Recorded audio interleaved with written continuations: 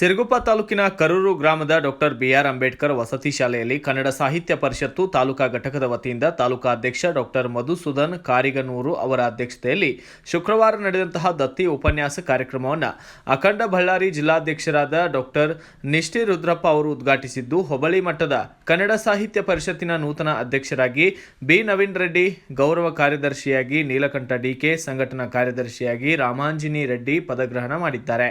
ನೂತನ ಪದಾಧಿಕಾರಿಗಳ ಅಭಿನಂದಿಸಿ ಮಾತನಾಡಿದ ಅವರು, ಇನ್ನು ಈ ಕಾರ್ಯಕ್ರಮದಲ್ಲಿ ಜ್ಞಾನ ಭಾರತಿ ಕಾಲೇಜಿನ ಪ್ರಾಂಶುಪಾಲರಾದಂತಹ ಡಾಕ್ಟರ್ ಹರೀಶ್ ಅವರು ಗಡಿನಾಡಿನಲ್ಲಿ ಕನ್ನಡ ವೆಮನ್ ಸರ್ವಜ್ಞನ ವಿಚಾರಧಾರೆಗಳು ಮತ್ತು ಜೈನ ಸಾಹಿತ್ಯದ ವಿಷಯಗಳ ಕುರಿತು ಟಿ.ಎಂ.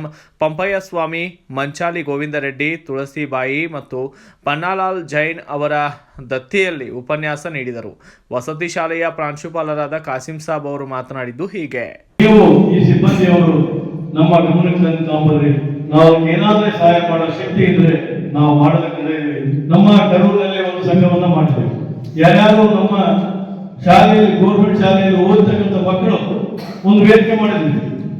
ವರ್ಷಕ್ಕೊಂದ್ಸಲ ಹೈಸ್ಕೂಲ್ಗೆ ಆದ್ರೂ ನೋಡ್ಬೋದು, ತಿಂಗಳಿಗೆ 100 ರೂಪಾಯಿ ಆಗ್ತಾ ಇದೆ.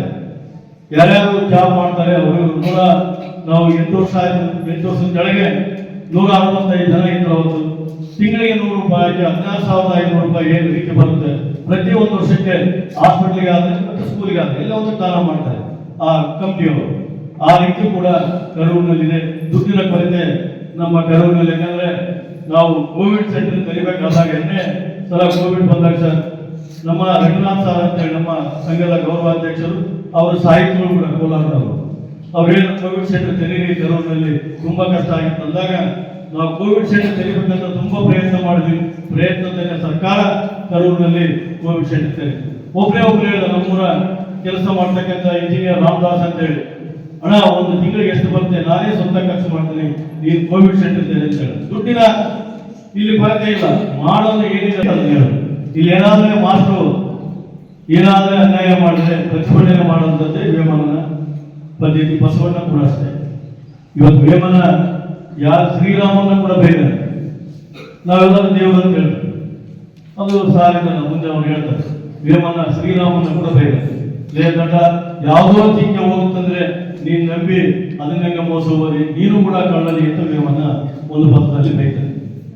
ಇಂಥದ್ದು ಕೂಡ ಇವತ್ತಿನ ಸಮಾಜದಲ್ಲಿ ಅನ್ಯಾಯ ನಡೀತಂದ್ರೆ ನಮ್ಗೆ ಸಂಬಂಧ ಇಲ್ಲ ಅಂತ ಹೇಳಿ. ಏನು ನಮ್ಗೆ ಸಂಬಂಧನೇ ಇಲ್ಲಪ್ಪ, ನಾವು ನಮ್ಗೆ ನಮ್ಮ ಮನೆಗೆ ಅಂತ ಹೇಳಿ ಎಲ್ಲ ಕಡೆ ಎಷ್ಟು ಇವತ್ತು ಆವಳಿ ಮಾಡ್ತಾ ಇದೆ. ಈ ಒಂದು ಭವ್ಯ ಪರಂಪರೆಯಲ್ಲಿ ಗಂಗರು, ಕದಂಬರು, ಶಾತವಾಹನರು, ಹೊಯ್ಸಳರು, ಶ್ರೀ ವಿಜಯನಗರ ಸಾಮ್ರಾಜ್ಯದ ಅರಸರು, ಮೈಸೂರಿನ ಒಡೆಯರು, ಹೀಗೆ ಅನೇಕ ರಾಜವಂಶಗಳು ತಮ್ಮ ಆಳ್ವಿಕೆಯಲ್ಲಿ ನಮ್ಮ ಕನ್ನಡ ನಾಡು ನುಡಿಯನ್ನ ವಿಶ್ವಮಾನ್ಯದಲ್ಲಿ ವಿಶ್ವ ಮಟ್ಟದಲ್ಲಿ ಬೆಳಗಿದ್ದಾರೆ. ಅವರ ಕಾಲದಲ್ಲಿ ನಿರ್ಮಾಣವಾಗಿರುವಂತಹ ಅನೇಕ ಗೋಲಗುಮ್ಮಟ, ಜೈನ ಬಸದಿಗಳು, ವಿಜಯನಗರ ಸಾಮ್ರಾಜ್ಯದ ವಿವಿಧ ಸ್ಮಾರಕಗಳು, ಬಾದಾಮಿ, ಐಹೊಳೆ, ಪಟ್ಟದಕಲ್ಲು, ಇನ್ನೂ ಅನೇಕ ಇವು ನಮ್ಮ ಕನ್ನಡ ನಾಡಿನ ಸಂಸ್ಕೃತಿಯ ಸಾಮರಸ್ಯವನ್ನ ವಿಶ್ವಕ್ಕೆ ಪರಿಚಯ. 21ರಲ್ಲಿ ಹುಟ್ಟಿರುವಂತ ಕೆಲವರು ಹೇಳ್ತಾರೆ, ಇಲ್ಲ 1652ರಲ್ಲಿ ಹುಟ್ಟಿರುವಂತ ಕೆಲವರು ಹೇಳ್ತಾರೆ. ಎರಡು ವಾದ ಇದೆ, ಅದರ ಬಗ್ಗೆ ಇದು ಸಂಶೋಧನೆ ನಡೀತಾ ಇದೆ. ಇವರು ಹುಟ್ಟಿದ ಸ್ಥಳ, ಮಹಾಯೋಗಿ ವೇಮನರು ಹುಟ್ಟಿದ ಸ್ಥಳ ಬಂದು ಆಂಧ್ರ ಪ್ರದೇಶದ ಮೂಗಚಿಪಲ್ಲಿ ಅಂತ ಬರುತ್ತೆ. ಆ ಒಂದು ಹಳ್ಳಿಯಲ್ಲಿ ಇವರು ಹುಟ್ಟುತ್ತಾರೆ. ಇವರು ಮೂಲತಃ ರಾಜವಂಶಸ್ಥರಾಗಿರ್ತಾರೆ. ಕೊಂಡಲೂರು ಎನ್ನುವಂತ ಒಂದು ರಾಜವಂಶಸ್ಥ ಇರುತ್ತೆ. ಆ ರಾಜವಂಶಸ್ಥರಾಗಿರ್ತಾರೆ. ಕಾಲಕ್ರಮೇಣ ಅವರು ರಾಜವಂಶಸ್ಥರನ್ನ ಕಳ್ಕೊಂಡು ಅವರು ಒಂದು ಮೂಗಚಿಪಲ್ಲಿಯಲ್ಲಿ ಸಾಮಾನ್ಯ ವ್ಯವಸಾಯಗಾರರಾಗಿ ಅವರು ಜೀವನವನ್ನ ಮಾಡ್ತಾ ಇರ್ತಾರೆ.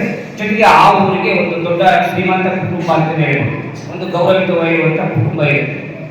ಅಂತ ಒಂದು ಸಂದರ್ಭದಲ್ಲಿ ಅಲ್ಲಿ ಇವರ ತಂದೆ ಹೆಸರು ವೇಮ ಭೂಪಾಲ ಅಂತೇಳಿ, ವೇಮನ ತಂದೆ ಹೆಸರು ವೇಮ ಭೂಪಾಲ ಅಂತೇಳಿ, ತಾಯಿ ಹೆಸರು ಮಲ್ಲಮ್ಮ ಇದು ಕನ್ನಡ ಸಾಹಿತಿಗಳ ಒಂದು ಗುಂಪು ಅಥವಾ ಅವರೆಲ್ಲರೂ ಒಗ್ಗೂಡಿ ರಚನೆ ಮಾಡಿರ್ತಕ್ಕಂಥ ಒಂದು ಸಂಸ್ಥೆ. ಇದಕ್ಕೆ ಎಷ್ಟು ವರ್ಷ ಗೊತ್ತಾ? 109 ವರ್ಷಗಳು. 109 ವರ್ಷಗಳ ಹಿಂದೆ 1915ರಲ್ಲಿ ಸ್ಥಾಪನೆಯಾಗಿದೆ. ಈಗ ನಾವು ಎಲ್ಲಿದ್ದೀವಿ? 2025ರಲ್ಲಿ ಇದ್ದೀವಿ. ಹೌದಾ? ಇಂಥ ಒಂದು ಶ್ರೇಷ್ಠವಾಗಿರ್ತಕ್ಕಂಥ ಒಂದು ಸಂಸ್ಥೆ ನಾವಿನ ಎಲ್ಲೆಡೆಯಲ್ಲಿಯೂ ಕೂಡ ನಾಡೋದು ಗೊತ್ತಾಗತ್ತಾ? ಇದು ನಿಮ್ಮೂರು ಇದೆ, ಕರೂರು. ಹೌದಾ? ಈ ಕಡೆ ಹೋದ್ರೆ ಸಿರುಗುಪ್ಪ, ಈ ಕಡೆ ಹೋದ್ರೆ ಬಳ್ಳಾರಿ, ಬೆಂಗಳೂರು. ನೋಡಿ, ಈ ನಾಡು ಅಂತಂದ್ರೆ ನಮ್ಮ ಅಖಂಡ ಕರ್ನಾಟಕದಲ್ಲಿ ಈ ರೀತಿಯಾಗಿ ಒಂದು ಜಿಲ್ಲಾ ಘಟಕ, ತಾಲೂಕು ಘಟಕ ಮತ್ತು ಹೋಬಳಿ ಘಟಕಗಳು ಮತ್ತು ಗ್ರಾಮೀಣ ಘಟಕಗಳು ಅಂತೇಳಿ ಕನ್ನಡ ಸಾಹಿತ್ಯ ಪರಿಷತ್ತನ್ನ ನಿಮ್ಮ ಮನೆ ಬಾಗಿಲಿಗೆ ಸಾಹಿತ್ಯ ಪರಿಷತ್ ನೋಡಿದ್ದೀರಾ? ಇದೇ ವೇಳೆ ಕರ್ನಾಟಕ ರಾಜ್ಯ ರೈತ ಸಂಘ ಹಸಿರು ಸೇನೆಯ ರಾಜ್ಯಾಧ್ಯಕ್ಷ ಮಾಧವರೆಡ್ಡಿ, ಕನ್ನಡ ಸಾಹಿತ್ಯ ಪರಿಷತ್ತು ಜಿಲ್ಲಾ ಕಾರ್ಯದರ್ಶಿ ಡಾಕ್ಟರ್ ಕೆ ಶಿವಲಿಂಗಪ್ಪ, ತಾಲೂಕಾ ಗೌರವ ಕಾರ್ಯದರ್ಶಿ ಗಜೇಂದ್ರ ಸೇರಿದಂತೆ ಇನ್ನಿತರರ ಮುಖಂಡರು ಕೂಡ ಭಾಗಿಯಾಗಿದ್ದರು. Bureau report Srinivasa Nayak, BV5 news Kannada, Siruguppa. Thanks for watching. Read, discuss and debate with editor Dr. Yan Prashant Rao. Wanted reporters in print, digital and visual media for Bharat Vaibhav Daily Newspaper, BV News 5 Channel and BV Fast Web News from all the talukas of Karnataka, Goa and Maharashtra.